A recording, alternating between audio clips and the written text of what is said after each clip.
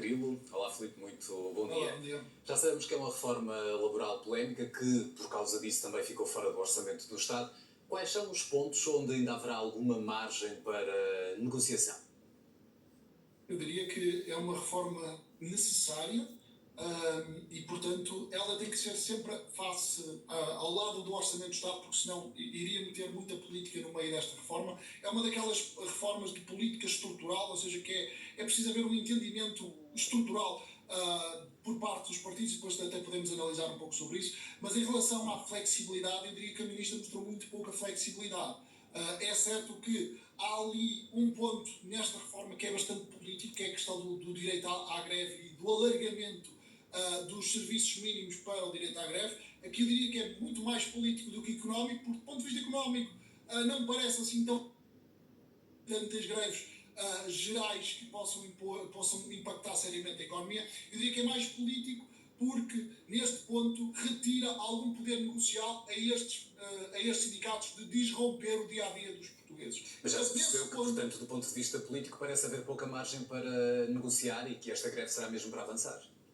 Sim, eu diria que eu diria que é o ponto mais sensível, apesar dos sindicatos não o admitirem, eu diria que esse é o ponto mais sensível. Portanto, eu não sei se aqui, se o Governo vai fazer fim-capé neste ponto, que é um ponto expressamente político, quando nós devíamos estar mais focados com o aspecto económico, ou seja, o que é que esta reforma vai impactar na dinâmica económica das empresas, no dia-a-dia dos trabalhadores, porque este sim é que deveríamos focar a nossa atenção. E, portanto, aqui, se de facto, mais uma vez, se nós estivéssemos a focar isto numa reforma laboral do ponto de vista económico, talvez deixasse cair a questão política, seria uma forma de aproximar mais aquilo que as empresas de certeza querem. Mas já se consegue, Filipe, já se consegue ter exata noção desse impacto económico que pode ter para uma empresa, sobretudo os principais pontos dessa alteração à lei laboral? Vamos a isso. Eu diria que estes há aqui três grandes pontos. Um é aumentar a flexibilidade no despedimento.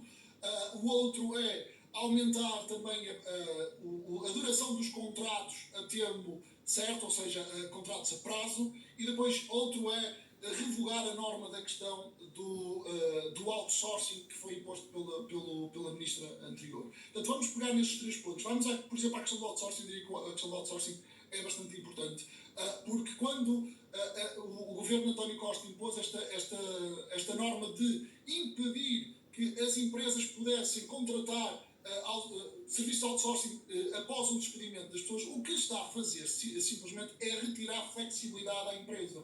E eu percebo, por um lado, que protege alguns trabalhadores, mas o que esta norma está a fazer é prejudicar todos os outros trabalhadores que beneficiariam com o facto da empresa ser mais eficiente nos seus custos e estarem mais preparadas para enfrentar alterações importantes na sua vida. Portanto, quando uma empresa decide despedir para contratar outsourcing, o que ela está a fazer simplesmente é reduzir custos para permitir ou reduzir preços e ganhar margem de mercado junto dos consumidores, ou pegar nesse excesso de lucro e tentar contratar mais pessoas de outro tipo de formação ou até investir em empresas. Portanto, esta norma pode bloquear muitos processos de otimização de custos por parte das empresas.